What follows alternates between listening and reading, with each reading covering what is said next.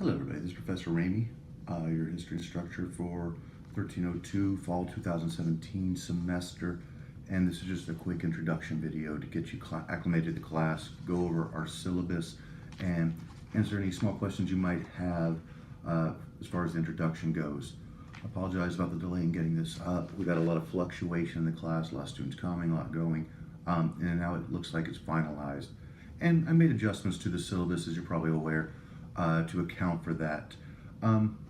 First off, and probably most importantly, I hope everybody is safe and well after Harvey. Looking through the discussions on the message board, it seems like most of y'all made it out unscathed, and that's fantastic. For those of y'all that maybe not, maybe lost some property, or heaven forbid, that worse than that, first off, my deepest condolences, and any aid and things that you might need, just please let me know. I can work with you at least within the bounds of the class, and further than that, Lone Star has set up quite a few services and organizations, programs, etc., to help students. The only way we can help those is if we know. So please contact me or contact the Dean of Students if you'd rather go through that channel. But let us know. Don't be awkward or embarrassed about it. Look, we all go through hard times. We all have struggles, right? But if it doesn't apply and you're doing great, that's fantastic, right? And now it's time to get the ball rolling on this class and finish up this semester, get our 1302 out of the way. If you're at your computer and you want to open up the syllabus and go follow along with me, feel free to. If not, just double check it afterwards. But make sure you read through the syllabus. There's a lot of good information in here. Yeah, it's long. It's ludicrously long for what we really need and the important things. But all that secondary information that may not apply to you might apply to somebody else. You can read through the course learning outcomes and the course description. That's fine. That's what we're going to be covering. Basically, 1302 covers after Reconstruction, so post 1877 up until the present day. And we'll go in this class. We'll go all the way up to around the year 2000. So we'll miss the last 17 years, but still a pretty good chunk of history right there. As for the text, you really only need 2 books in this class. Everything else I will provide. The textbook for the class is the American Stories 3rd edition, volume 2. It's by Brands. I have the ISBN on the syllabus. However you want to acquire that, an online textbook is fine. There's used copies available. This is a fairly old textbook, and I do that so it's significantly cheaper than a lot of the newer textbooks. It's a fine textbook. And in an online class, unfortunately, most of the learning is going to come via the textbook, so it's very important you get that as quickly as possible. You may purchase a combined volume that has both 1301 material, basically up to 1877, and after. That's fine. But all you need for this class is the second half, right? So whichever way it's cheapest for you to acquire. Used, new, doesn't matter. Just do not let them sell you the online component, Revel. We won't be using that. There's no reason to purchase it. If you have it and you want to use it as background information to learn more history, great, go for it. It's a fine program. Nothing in this course requires Revel. You don't need to purchase it and spend the extra money on that for the access code. The other thing you will need, and you'll have all semester to read this book, but might I suggest you get it quickly so it's a constant reminder that you still need to read this book, is our monograph. Now, a monograph is just a fancy name for a book about a particular topic. And the monograph for this semester is The Devil in the White City, Murder, Magic, and Madness at the Fair That Changed America by Eric Larson. It's a relatively recent book. It's a very popular book. I hear they're actually in talks to make, or maybe already in production, to make a movie about this. It's a great book. It's about a serial killer at the Chicago World Fair at the turn of the 20th century. So it's interesting. Eric Larson's a very good writer. It's got some criticisms that will become apparent when we get to the assignment that's based off this, right? But this can be purchased anywhere. The bookstore will sell it to you. Last I heard that the Lone Star bookstore will actually do price matching, but it's simple enough just to order it from Amazon, right, and have it shipped. On a side note, by the way, is a Lone Star student, you get free Amazon Prime for 6 months. I mean, that's free shipping, free videos for 6 months, and then it's half off after that. So if you want to purchase this through Amazon or through any other bookseller, that's fine. Right there, might consider Amazon just for the free Prime on that. Everything else, I will provide. I'll provide some readings and materials, things like that. So that's the only two things that actually have to be purchased, however you choose to do so. It's already third week of the class. Many of you have already purchased the textbook, I hope. If you haven't, we still got a delay. I really push for the first assignments or push them back into October just because students might be having trouble adjusting or getting into the class as it is. All right, next part of the syllabus goes into the ADA, Veteran Services, and Title IX. No need to go through that too much. Just know that I am more than willing to give any accommodations that you may need. Now, in an online class, it's rare to have accommodations, especially since we aren't using the testing center, but they do come up and they are there. So if you need accommodations, please let me know. But there's one caveat to all this, and that's that I have to have the paperwork. My hands, unfortunately, are bound, legally bound, to on this unless I have the paperwork. If you don't know what I'm talking about, it doesn't apply to you, so don't have around that. Title IX, we will fully enforce Title IX and follow Title IX. Once again, in an online class, rarely an issue, but it could come up. Just let me know. Just understand also that Title IX, as of recently, covers pregnancy, right? So I would, if there's a Title IX issue coming up, I'll first read the handbook. If something comes up, contact your Title IX advisor or me, and just know that we're going to follow the rigors of that and the format put out. Campus carry does not apply to this class. I don't know if you're packing or not at your house, and I don't care. And on campus, you can, as it's concealed with the correct license and all that, but we're never going to see each other via video, right? So you can do what you will there. Same with attendance expectations, right? I mean, in an online class, a lot of this stuff, it doesn't apply. I mean, I'm not going to take attendance or anything like that. But just know, part of this class is participating. Well, there was that old state, was it John Lennon who said 90% of life is just showing up, right? Well, yeah, showing up into class and getting the assignments in. That's really what the attendance expectation is in an online class. Log on, check the discussion board, put your assignments in, right? That's my attendance expectation, that you actually do the freaking work, right? Okay. I guess don't have computer viruses or software. This stuff I gotta put in there, right? Yeah, just don't send me a virus, right? Please. And that equal opportunity, Tom. Yeah, this is all good material you want to go through at your own. The only thing I will focus on before we get to what you really want to hear, like what are the grades and how do we get the grades we want in this class, is this part right here about I don't know if you can see it with the glare, plagiarism and cheating. Okay, forgive me for a second. Hopefully you'll learn throughout the semester that I'm fairly laid back about a lot of things, but I have to go on a rant here. This is becoming epidemic, absolutely epidemic, particularly in online classes. What I'm referring to is not cheating, the old school idea of cheating, of taking a cheat sheet or anything. It's an online class, it's open book class. There's no cheating like that per se. But it's happening more and more every semester. And to give you, it is plagiarism. Plagiarism is just skyrocketing. To give you an example, my summer 2017, my first semester, summer 2017, I had 3 students fail the class from plagiarism. 3 out of 32. That's insane, right? And it's been an issue going on now for the past few years. When I started this job 8 years ago, plagiarism was rarely an issue. It didn't come up. I mean, every now and then you get something, but it was just kind of okay.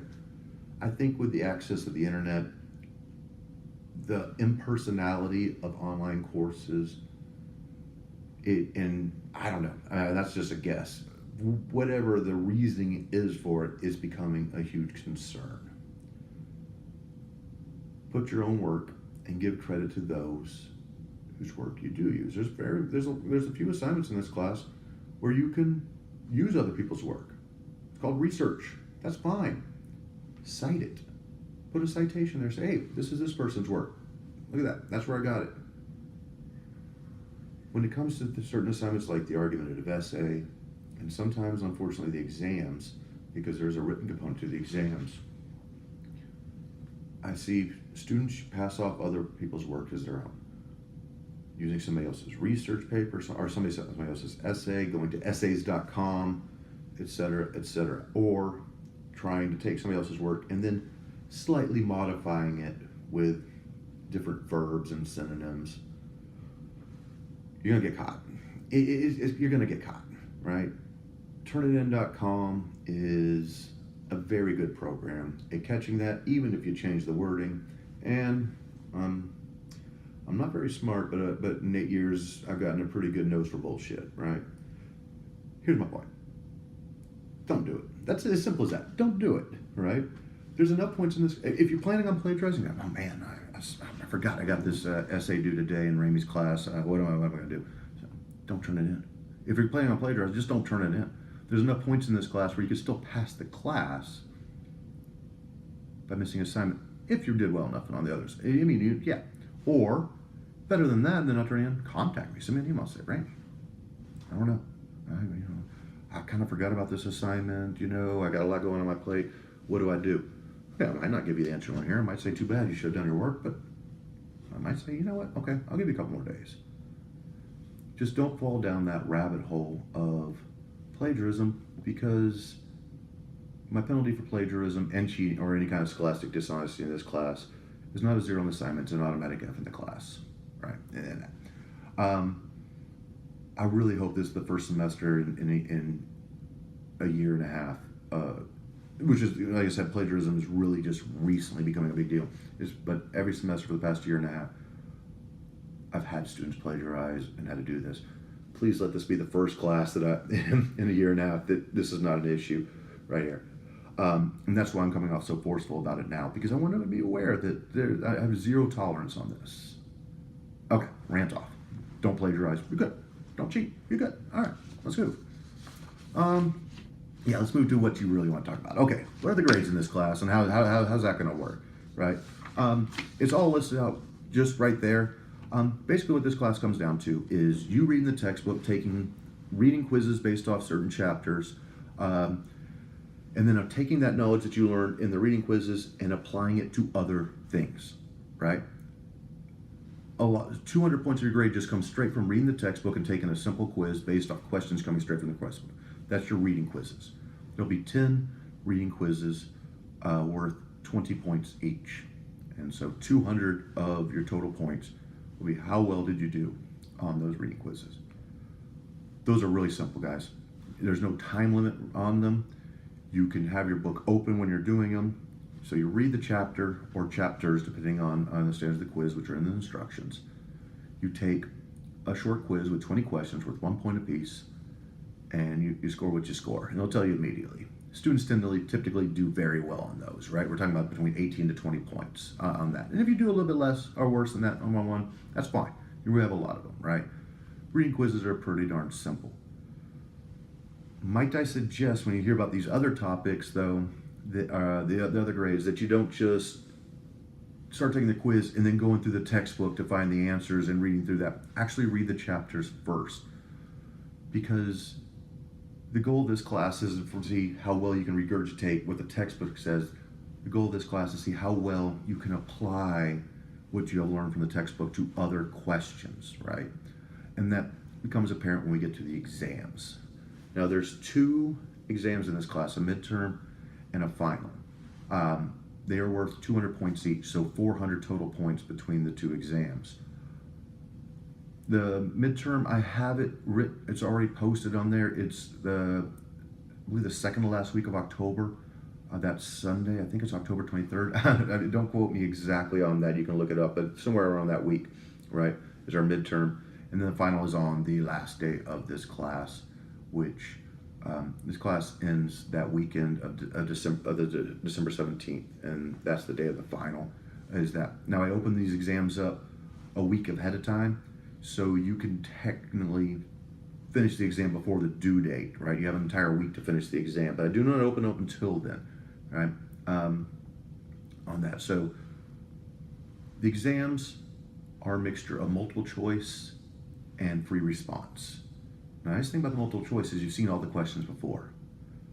Well, multiple choice part of the exam comes straight from the reading quizzes you've already taken, right? And after you're done reading quiz, I allow you to go back and look at it and see which ones I missed. So if you miss one, go back and check why you missed it and what's the correct answer, because there's a chance you'll see that question again, right, on that.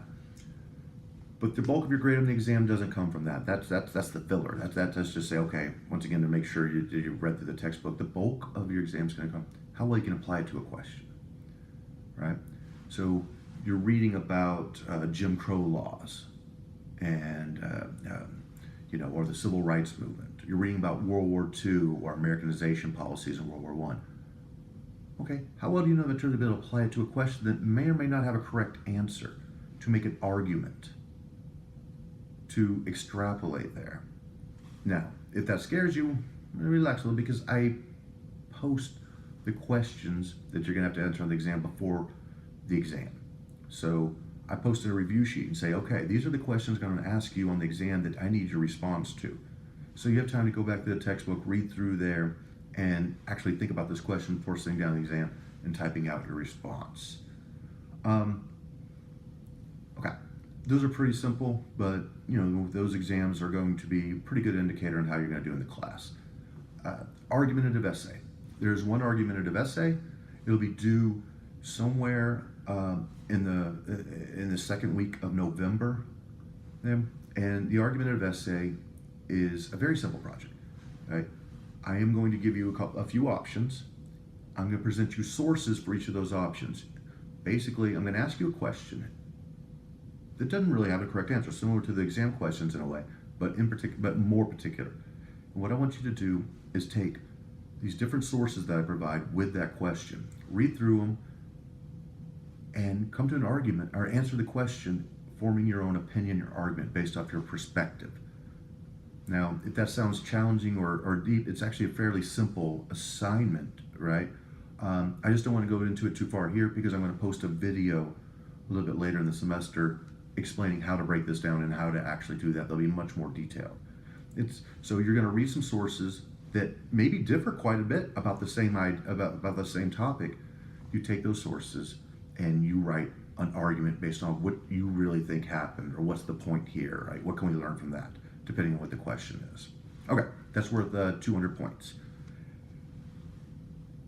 Coming up, the soonest is due date is in October. I'm going to bump it back a week, by the way, because of the lateness in getting this video up.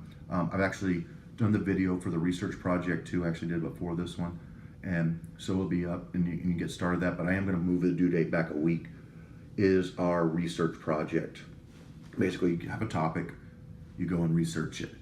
The topic can be anything you want under the theme, and the theme this semester is natural disasters. How timely and how apropos, right? In the syllabus, it says natural disasters in United States history. I'm going to remove the U.S. part requirement on that, I think, to open it up even more. So natural disaster. Think of natural disasters, think of a topic, and go and research it. Now, natural disaster can be a lot of things. You can write about Harvey or Katrina, the 1900 Galveston hurricane. Those are fine. Or earthquakes. Those are fine topics, right? On that. But I'm pretty loose on what a natural disaster is. I mean, think about it. Like, could a health scare be a natural disaster? I would say yes. You could argue that, right? What about the bubonic plague back, right? It's both natural and it's harmful, right? There are two things. Does it involve nature, and does it have a harm? Can it be a disaster? As long as you can argue that it fits inside that, I'm good to go, right? Second, if you don't want to write that paper, you can instead present your research via PowerPoint, video, however you want to do it, as long as you contact me and explain that that's what you're going to do. My research project instructions that will be up today as well are much better, and I'll go into more detail on that. So check that out if you're confused about any of that right there. Okay, that research project is worth 200 points. It'll be the first real major grade you get besides some of the reading quizzes. And last, as far as timing when it's due, is right there on the last day of the class with your final. You are going to take that book, Devil in the White City, and you are going to write an analytical essay over it. Now, basically what you're going to do is you're going to read through the book, and then you're going to analyze it. Now, by analyze it, I want to be clear, I'm not talking about write a book report or a summary. I assume you've read the book, right? I've read the book. I don't need you to summarize it to me. I know what it says. What I need you to do is analyze it, and analyze it like a historian would, right? What's the book's main point, and did the author prove their point through this work? I keep saying this, but it's true. I'll have another video on this one where we'll really break it down and how to do that assignment, right?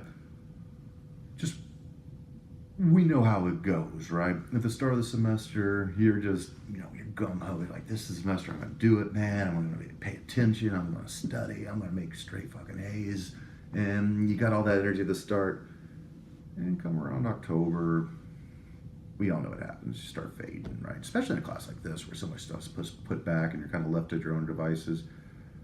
You got that energy still in the third week of class? Go get the book.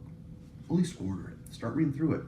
I can't promise you're going to like the book, by the way, but a lot of students do, right? I mean, it's a good book, and it shouldn't be torture to read through anyways, even if it's not your favorite thing in the world. All right. And then last, and kind of least as far as number of points, but still important, especially like to push that threshold between whatever grade you want. We have your discussions. The discussions are basically simple. Did you use the discussion board, and did you make thoughtful comments on the discussions? We have plenty of opportunities for you to post something there. The simplest thing you can do to start the class, and most of you have done, although some have not, introduce yourself. Just say hi, who you are, what you want from the class, how you doing, what you like, whatever. Just say hi, basically. I don't care. I care, but just introduce yourself. And then throughout the semester, every now and then, I'll post something on the discussion board, or I'll make a suggestion that maybe you should post something like your research project topic, right? What you think of the monograph, right, and whatnot. And at the end of the semester, I kind of take and I see how active were you, and did you actually make thoughtful comments? So if you just say I agree or okay, well, it's not going to do so well. I mean, that's just, now you're just trying to put your name in there. But if you actually participated in discussions, probably going to get a lot of points out of that 100, if not all of them on that. I'm pretty lenient about those. And so that's 1,300 total points. The way you find out your grade is you basically take the total points you scored through all the assignments and divide it by that 1,300. That gives you a percentage. Boom, there you go. And you know where you stand. I will say this though, in a points-based system, sometimes students get really freaked out when they try to calculate their final grade halfway through the semester, because not all the points are in there. And so there's no way to say I have an 86 in the class halfway through the semester, because there's so many points left unaccounted for. So don't, especially, I try to hide it, and I hope it is hidden, because I had a problem last semester as students were freaking out because they said, I got a 50 in the class, but I'm doing so well. So yeah, because all the points aren't accounted for. So I try to hide the percentage from you for your final average throughout the semester. If you want to know where you stand at any point in time this semester, I mean, the simplest thing to do is see what percentage you're doing on your assignments, right? If you got the research paper done and you got like, 184 points out of 200, like it breaks down to a 92. So that's a 92. If you're like in the 90s in your reading quizzes, well, you probably got like 91 in the class or something like that, right? You kind of have to do the math yourself early on, or if you have a question, just send me an email. I'll try to do the math for you if you suck at it or something like that. Not that I'm any better on that, but I'll use a calculator, or I'll just guess. Try to scare you or something, I don't know. All right. Anything else about the assignments? Yeah, I mean, all of these will have, not all of them, but many of these assignments will have an associated video with more detailed instructions. Yeah, that's about it. So a couple of things, though, before we get out on this. I changed the course structure in this class to make up for Harvey, and what I did is I took all your reading quizzes and I made them due, or the first 5 of the 10 reading quizzes, I made them due on a specific date. I believe that's October 20th.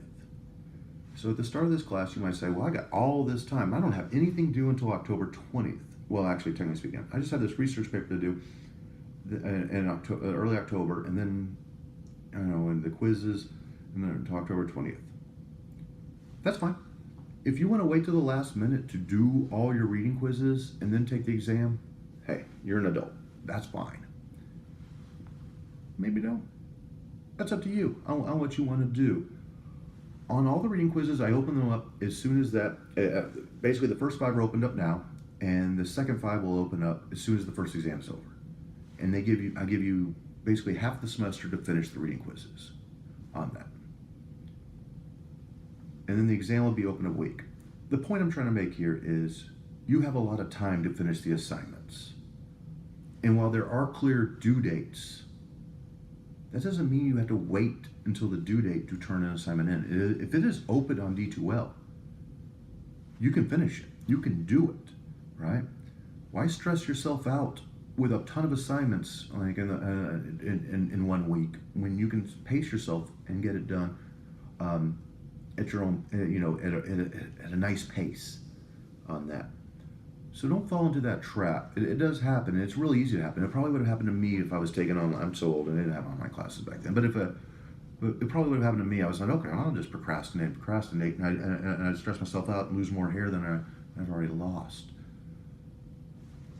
Go, try to get stuff done. Break it down into smaller chunks so it's not overwhelming at the end. So in many ways, I'm trying to extend more time for those that might need it, but at the same time, for some of y'all, it might be giving you a little bit too much rope. You know what I mean? Instead of saying, okay, I need this reading quiz due next week, this one due next week, and breaking it down like that. Leave it up to you, though. There's no requirement. As long as it is done by the due date, you're good to go on that. For the research papers, once again, you can always, technically speaking, you start it as soon as you see the video that'll probably be uploaded, shortly after this one.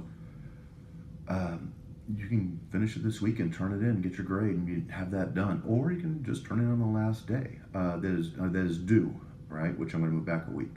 Same with the monograph essay.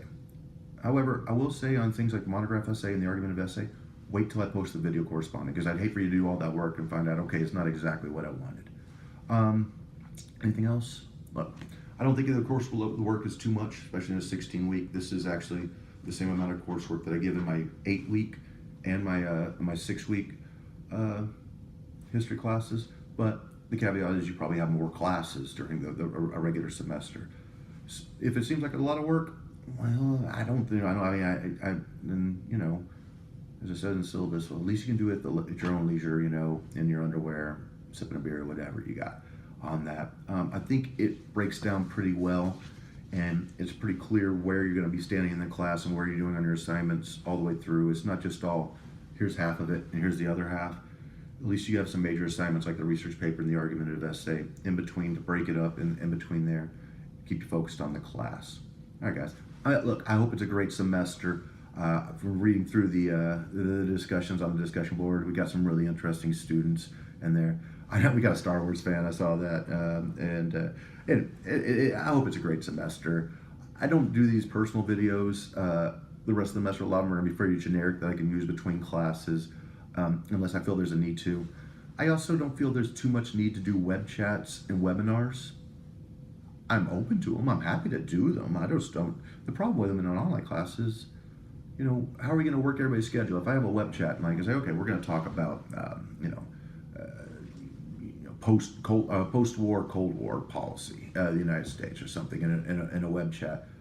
Well, if I do that at say 7 o'clock on a Tuesday night, maybe half the class can't be there. You got to work, or you got kids' soccer game or something like that. You can't be there, and then it kind of devalues it because there's no set lecture time.